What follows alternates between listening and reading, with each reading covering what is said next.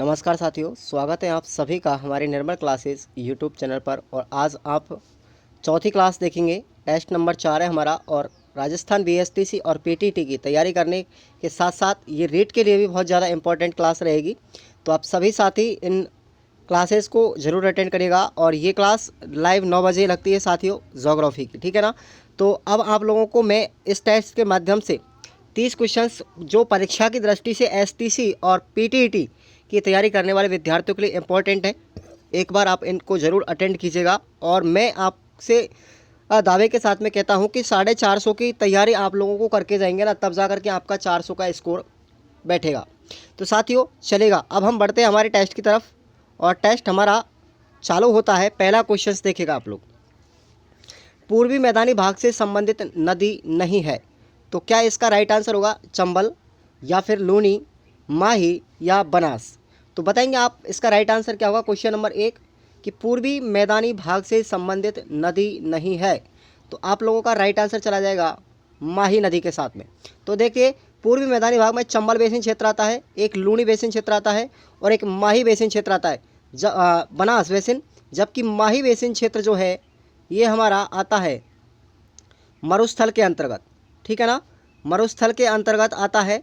और यह आएगा हमारा अर्ध शुष्क मरुस्थलीय प्रदेश का भाग है, इसलिए माही नदी का संबंध किससे है, अर्ध शुष्क मरुस्थलीय प्रदेश से, पूर्वी मैदानी भाग से नहीं है। क्लियर, क्योंकि आप जानते हो माही नदी डूंगरपुर और बांसवाड़ा में बहती है, ठीक है ना, डूंगरपुर और बांसवाड़ा के अंदर, इसलिए। क्लियर, चलिए आगे बढ़ते हैं अगले क्वेश्चंस की तरफ। एक एक प्रश्न को, कंसेप्ट को क्लियर करेंगे साथियों। आप लोग घबराने की कोई ज़रूरत नहीं है। आपके लिए जो टेस्ट सीरीज चलाई जा रही है ना, ये एकदम बहुत ही शानदार और जानदार रहेगी। कौन सी जो नदी है वो अवनलिका अपर्दन का निर्माण करती है। बहुत बार एग्जाम में पूछा गया है, आप इसको वेरी वेरी मोस्ट लगाएंगे इस क्वेश्चन को। कौन सी नदी अवनलिका अपर्दन का निर्माण करती है। तो आप सभी साथी जानते हैं इसका राइट आंसर हो जाएगा चंबल नदी। क्या हो जाएगा, चंबल नदी को लॉक कर लेंगे सभी दोस्त। आगे बढ़ते हैं अगले प्रश्न की तरफ। बताइएगा कि सर्वाधिक बीहड़ भूमि क्षेत्रफल किस जिले के अंतर्गत पाया जाता है। सर्वाधिक बीहड़ भूमि क्षेत्रफल वाला जिला कौन सा है। तो राइट आंसर हो जाएगा, क्षेत्रफल की दृष्टि से अगर आपसे पूछा जाए तो क्या होगा, धौलपुर राइट आंसर होगा। अगर प्रतिशत के आधार पर बीहड़ भूमि पूछी जाए तो इसका राइट आंसर होगा साथियों सवाई माधोपुर। ये दोनों ही आप प्रश्न याद रखने हैं। सर्वाधिक भूमि बीहड़ क्षेत्रफल के आधार पर पूछा जाए तो राइट आंसर आपका धौलपुर होगा। अगर प्रतिशत बीहड़ भूमि पूछी जाए तो आपका राइट आंसर सवाई माधोपुर होगा। कंफ्यूज नहीं होना बिल्कुल भी। चलिए बढ़ते हैं अगले प्रश्न की तरफ। क्वेश्चन नंबर 4 बताएंगे आप लोग, डांग प्रोजेक्ट योजना किस वर्ष प्रारंभ की गई थी। डांग प्रोजेक्ट योजना किस वर्ष प्रारंभ की गई थी। तो इस क्वेश्चन का राइट आंसर आप लोग याद रखेंगे 2006। कब की गई थी, 2006 के अंतर्गत। लेकिन आपसे पूछा जाए कंदरा विकास कार्यक्रम किस वर्ष चालू किया गया था, तो आपको 1989 राइट आंसर करके आना है। और ये 8 ज़िलों में चालू किया गया था। 4 ज़िले तो हमारे भरतपुर संभाग के और 4 ज़िले ही हमारे कोटा संभाग के।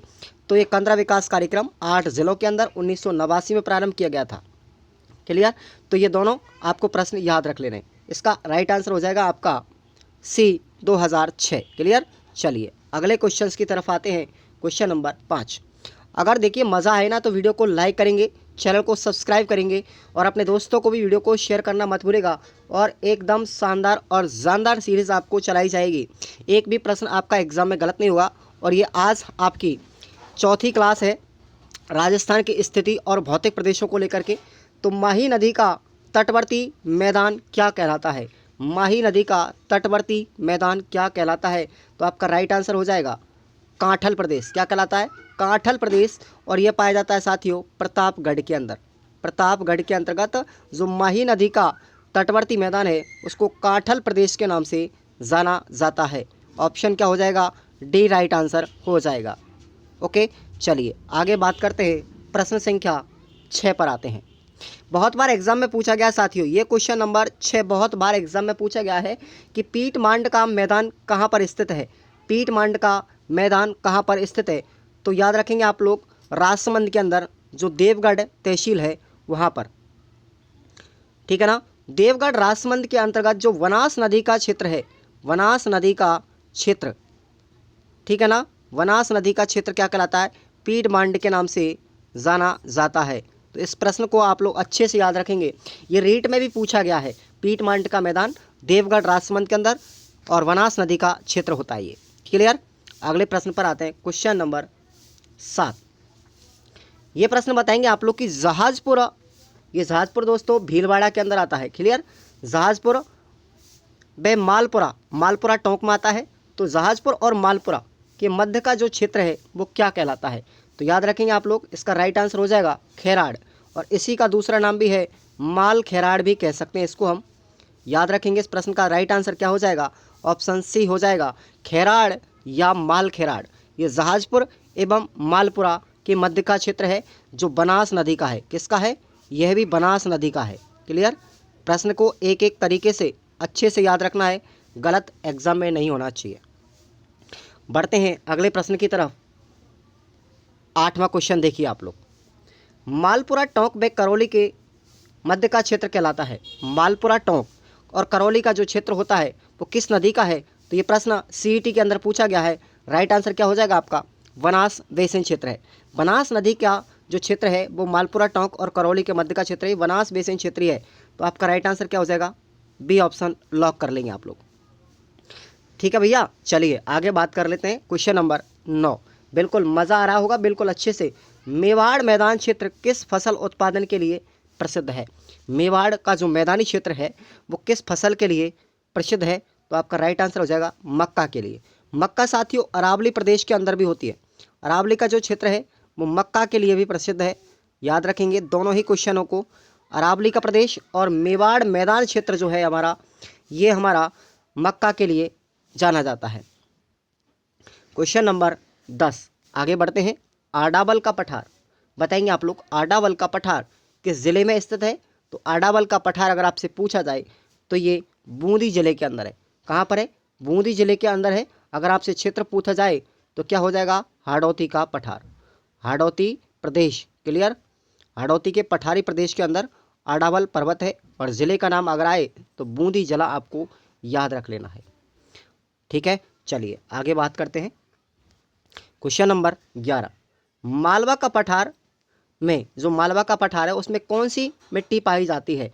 मालवा के पठार में कौन सी मिट्टी पाई जाती है, आपका राइट आंसर हो जाएगा काली मिट्टी। क्या हो जाएगा, काली मिट्टी पाई जाती है। और ये काली मिट्टी किसके लिए प्रसिद्ध है, कपास के लिए भी प्रसिद्ध है, कपास के लिए प्रसिद्ध है। क्लियर।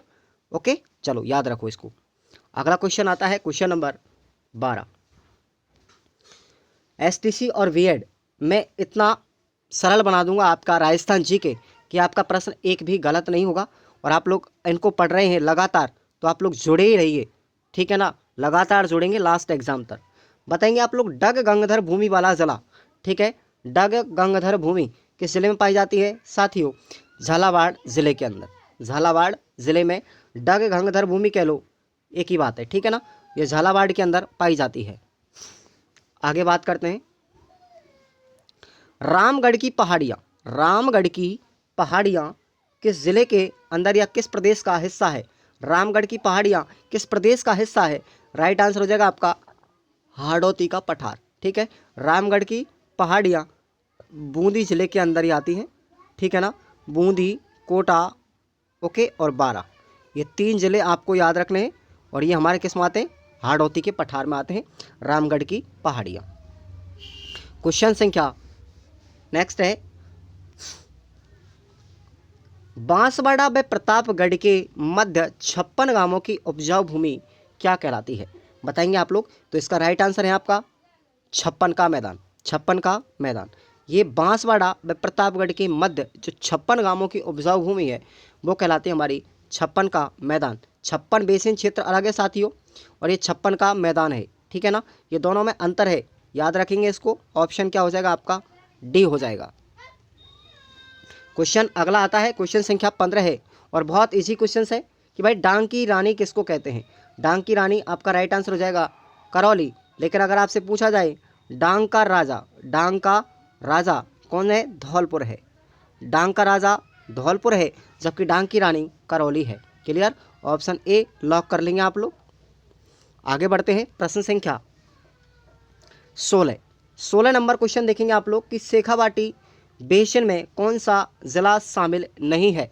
शेखावाटी क्षेत्र की अगर बात करते हैं तो याद रखेंगे आप लोग, ये कांतली नदी का प्रदेश है। कांतली नदी हमारी है, और यही शेखावाटी क्षेत्र को हम तोरावटी क्षेत्र भी कहते हैं। क्या कहते हैं? तोरावटी क्षेत्र, ठीक है ना। तो अब इसमें कौन सा जिला शामिल नहीं है, तो इसमें 3 जिले आते हैं, और तीनों जिले ही आपके आएंगे, चूरू, सीकर और झुंझुनू। तो आपका राइट आंसर क्या हो जाएगा? सिरोही हो जाएगा, क्योंकि इसमें सिरोही नहीं है, बाकी के तीनों जिले शामिल हैं। तो आपका राइट आंसर क्या हो जाएगा? सी, इसका लॉक कर लेंगे आप लोग। शेखावाटी बेसिन क्षेत्र में कौन सा जिला शामिल नहीं है? सिरोही नहीं है। अगले क्वेश्चन पर आते हैं, क्वेश्चन संख्या 17 बताएंगे आप लोग 56 का पर्वत। देखो प्रश्न को ध्यान से पढ़ो, 56 का मैदान अलग है, 56 बेसिन अलग है, और 56 का पर्वत अलग है। आपसे पूछा गया है 56 का पर्वत, तो राइट आंसर क्या हो जाएगा आपका? बाड़मेर हो जाएगा। क्या हो जाएगा? बाड़मेर हो जाएगा। अगले प्रश्न पर आते हैं, क्वेश्चन संख्या 18 जसवंतपुरा की पहाड़ियाँ किस जिले में स्थित है? तो जसवंतपुरा की पहाड़ियाँ आपको याद होना चाहिए, जालौर जिले के अंदर है। ऑप्शन आपका सी हो जाएगा। और इसी जालौर के अंतर्गत आपका एक डोरा पर्वत आता है, जो पश्चिमी राजस्थान की सबसे ऊंची चोटी है, डोरा पर्वत, और इसकी लंबाई है 869 मीटर। क्लियर, ये दोनों ही फैक्ट आपको याद रख लें कि पश्चिमी राजस्थान की, ठीक है ना, पश्चिमी अरावली की जो सबसे ऊंची चोटी है वो हमारी है, या पश्चिम राजस्थान की डोरा पर्वत है, और जसवंतपुरा की पहाड़ी अभी जालौर के अंतर है। तो ये दोनों ही आपको याद रख लेने हैं। अगला प्रश्न है प्रश्न संख्या 19। थोड़ा सा अच्छे से पढ़ना है ऐसे प्रश्न अगर आपको आए कि जिप्सम के लिए कौन सी श्रेणी जानी जाती है। आप भी जानते हो कि मकराना नागौर के अंतर्गत संगमरमर के लिए प्रसिद्ध है, ठीक है ना, मकराना नागौर संगमरमर के लिए, जबकि गोठ मांगलोद नागौर ये किसके लिए प्रसिद्ध है? जिप्सम के लिए प्रसिद्ध है। क्लियर, याद रखना। और जबकि जाइल किसके लिए? फ्लोराइड के लिए। किसके लिए? फ्लोराइड के लिए है। ठीक है, आपके सभी ऑप्शंस क्लियर होने चाहिए, आपका प्रश्न एग्जाम में गलत नहीं होना चाहिए, उस तरीके से आप लोग तैयारी कीजिए। क्वेश्चन संख्या 20 अजमेर से काला गुमान आता हमारा राजसमंद के अंदर। तो अजमेर से काला गुमान के मध्य का जो विस्तार है वो किस चीज़ का होता है? क्या फ्लोराइड का होगा, क्या जिप्सम का होगा, क्या हरी अग्नि का होगा? हरी अग्नि का मतलब होता है पन्ना, ठीक है ना, पन्ना बोल सकते हैं इसको हम। तो इसका राइट आंसर होगा हरी अग्नि। तो देखेंगे आप लोग, अब समझेंगे पूरे प्रश्न को। अगर ऐसे प्रश्न आपको एग्जाम में देखने को मिले तो आपका तीनों ही ऑप्शंस क्लियर होने चाहिए। तो आप लोग देखेंगे ध्यान से। हरी अग्नि हो गया हमारा अजमेर से काला गुमान के मध्य, इसको ग्रीन फायर बेल्ट भी कहते हैं साथियों। क्या कहते हैं? ग्रीन फायर बेल्ट, इसी के नाम से जाना जाता है हरी अग्नि को, ठीक है। तो इसका नाम है ग्रीन फायर बेल्ट, और ये अजमेर से काला गुमान राजसमंद के मध्य स्थित है। फ्लोराइड की बात करते हैं तो फ्लोराइड एक पट्टी है, कुबड़ पट्टी या बाका पट्टी के नाम से जानते हैं फ्लोराइड को, और ये आती है हमारी अजमेर से नागौर के मध्य। ओके, मैंने आपको पुराने टेस्ट पिछले इससे पहले दूसरे नंबर टेस्ट में बताया है। जिप्सम की अगर हम बात करते हैं तो ये हमारा आता है नागौर से बीकानेर के मध्य। ये जिप्सम की पट्टी है जिसको बोलते हैं हम हार्डपन। क्या बोलते हैं? हार्डपन कहते हैं। ओके, चलिए अब आपको समझ में आ गया होगा, सभी आंसर आपके आगे होंगे, ऑप्शंस क्लियर हो गए होंगे। ओके, चलिए अगला क्वेश्चन आता है हमारा क्वेश्चन नंबर 21 कि अरावली की सबसे ज़्यादा ऊंचाई राज्य के कौन से भाग में है? यानी अरावली की सबसे ज़्यादा ऊंचाई किस भाग में है? तो आपका राइट आंसर हो जाएगा दक्षिण पश्चिम भाग में, जहाँ पर आपका सिरोही जिला आता है। क्योंकि आप भी जानते हैं, क्योंकि सिरोही के अंदर गुरु शिखर है, और हमारा दक्षिण पश्चिम भाग ही सबसे ऊंचा है। क्लियर। अगला प्रश्न है क्वेश्चन संख्या 22। उत्तर पश्चिमी क्षेत्र में वर्षा न होने का प्रमुख कारण क्या है? तो देखेंगे वर्षा किस किस कारण से नहीं हुई उत्तर पश्चिम क्षेत्र में। जो मरुस्थलीय भाग है उसमें देखो रेत के टीलों का बहुतायत, ये भी इसका कारण है। अत्यधिक गर्मी पड़ती है इसलिए भी बरसात नहीं हो पाती है। धूल भरी आंधियाँ चलती है इसलिए बरसात नहीं हो पाती है। लेकिन अरावली का वृष्टि छाया क्षेत्र, ये आपका ऑप्शन राइट हो जाएगा यहाँ पर कि उत्तर पश्चिमी क्षेत्र में वर्षा नहीं होने का प्रमुख कारण क्या है? अरावली का वृष्टि छाया प्रदेश का होना। क्या करेंगे, राइट आंसर आपका डी ऑप्शन लॉक कर लो आप लोग, इसमें डी ऑप्शन लॉक कर लो। क्लियर, कि उत्तर पश्चिमी क्षेत्र में वर्षा नहीं होने का कारण पूछा गया है, तो वो क्या हो जाएगा, अरावली का वृष्टि छाया प्रदेश का होना। आगे बढ़ते हैं, अगले प्रश्न पर आओ। चलो भाई सब लाइक करो यार, मज़ा आए ना तो बिल्कुल लाइक करना और सब्सक्राइब जरूर कर लेना साथियों चैनल को, क्योंकि एसटीसी के लिए तो एकदम रामबाण सीरीज है ये। राजस्थान के किस भौतिक भाग में कुओं के द्वारा सिंचाई होती है, ठीक है ना, तो याद रखेंगे आप लोग कौन सा राइट आंसर हो जाएगा, पूर्वी मैदानी भाग। कौन सा है, पूर्वी मैदानी भाग। आंसर क्या हो जाएगा, बी हो जाएगा इसका, क्योंकि हमारे जयपुर के अंदर सबसे ज़्यादा कुओं से ज़्यादा सिंचाई होती है। क्लियर, पूर्वी मैदानी भाग। नेक्स्ट क्वेश्चन है क्वेश्चन नंबर 24। देखिएगा कि राजस्थान की आदिवासी जनजातियां मुख्यतः राज्य के किस क्षेत्र में निवास करती हैं। आपका आंसर होना चाहिए अरावली क्षेत्र में। किस में होना चाहिए, अरावली क्षेत्र। लॉक कर लो आप लोग सभी कि राजस्थान की आदिवासी जनजातियां राज्य के किस क्षेत्र में निवास करती हैं। आंसर होगा अरावली पर्वतीय प्रदेश के अंदर। बढ़ते हैं अगले क्वेश्चन की तरफ। निम्न कागारों में से घिरी हुई प्लाया झीलें राजस्थान में क्या कहलाती हैं। आंसर क्या हो जाएगा, खड़ीन हो जाएगा, क्योंकि आप भी जानते हो कि पश्चिमी मरुस्थल जो प्रदेश है, पश्चिमी मरुस्थल प्रदेश में जल संग्रहण की जो विधि है, जल संग्रहण की विधि को क्या कहते हैं, खड़ीन कहते हैं। जल संग्रहण की विधि को क्या कहते हैं, खड़ीन कहते हैं। और ये किसके द्वारा निर्मित की गई थी, पालीवाल ब्राह्मणों के द्वारा। पालीवाल ब्राह्मण जो थे उनके द्वारा इस विधि को अपनाया गया था सबसे पहले, खड़ीन को। जल संग्रहण की विधि है ये, और ये प्लाया झील के नाम से भी जानी जाती है खड़ीन। तो ये जैसलमेर के अंदर है। ओके, आंसर क्या हो जाएगा आपका, सी लॉक कर लो। क्वेश्चन नंबर 26 आता है। अब तो मज़ा आ गया होगा ना साथियों, बिल्कुल अच्छी तरीके से लाइक कर लो, सब लाइक करो फटाक से। राजस्थान का कौन सा भौगोलिक अंचल मालवा पठार का विस्तार है। राजस्थान का कौन सा भौगोलिक अंचल मालवा पठार का विस्तार है। तो हाड़ौती के पठार को दो भागों में बांटा गया था साथियों। एक तो है हमारा मालवा का पठार, और दूसरा कौन सा है, दूसरा आपको याद रखना है विंध्यन कगार भूमि। विंध्यन कगार भूमि, विंध्यन कगार भूमि, ये आपको दो भागों में बांटा गया था। एक तो हमारा मालवा का पठार और दूसरा विंध्यन कगार भूमि। ये हाड़ौती पठार का ही हिस्सा है दोनों। अगला क्वेश्चन नंबर 27। निम्न में से कौन सी विशेषता थार के मरुस्थल से संबंधित नहीं है। तो देखिएगा, थार के मरुस्थल में शुष्क और अर्धशुष्क जलवायु पाई जाती है, वहाँ की मिट्टी रेतीली है और वहाँ वालों के स्तूप भी पाए जाते हैं, लेकिन सदाबहार वन नहीं पाए जाते। तो आप आंसर क्या हो जाएगा, यहाँ पर सदाबहार वन पाए जाते हैं, ये मरुस्थल की विशेषता नहीं है। क्लियर, ऑप्शन लॉक कर लेंगे सभी। अगले क्वेश्चन पर आते हैं।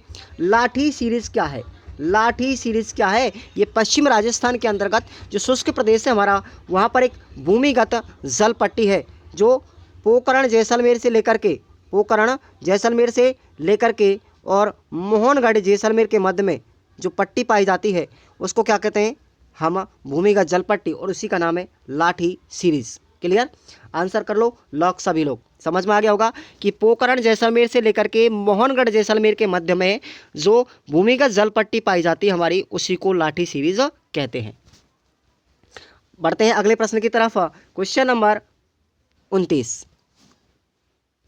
29वां क्वेश्चन है कि अरावली पर्वतमाला दक्षिण में कहाँ से प्रारंभ होती है।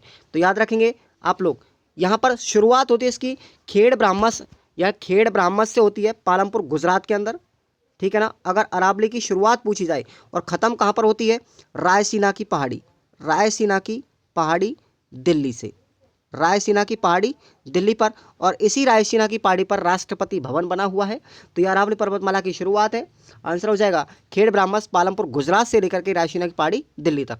अगर राजस्थान में पूछी जाए तो राजस्थान में माउंट आबू सिरोही से चालू होती है और इसका अंत होता है सीकर में। कहाँ पर होता है, सीकर में। ये राजस्थान में इसकी लंबाई 550 किलोमीटर है, जबकि टोटल लंबाई इसकी 692 किलोमीटर है। ये आपको दोनों मैंने आपको पिछले टेस्ट में बता दिया है। और राजस्थान में अगर इसका प्रतिशत पूछा जाए तो 79.79% राजस्थान में इसका कुल क्षेत्रफल है।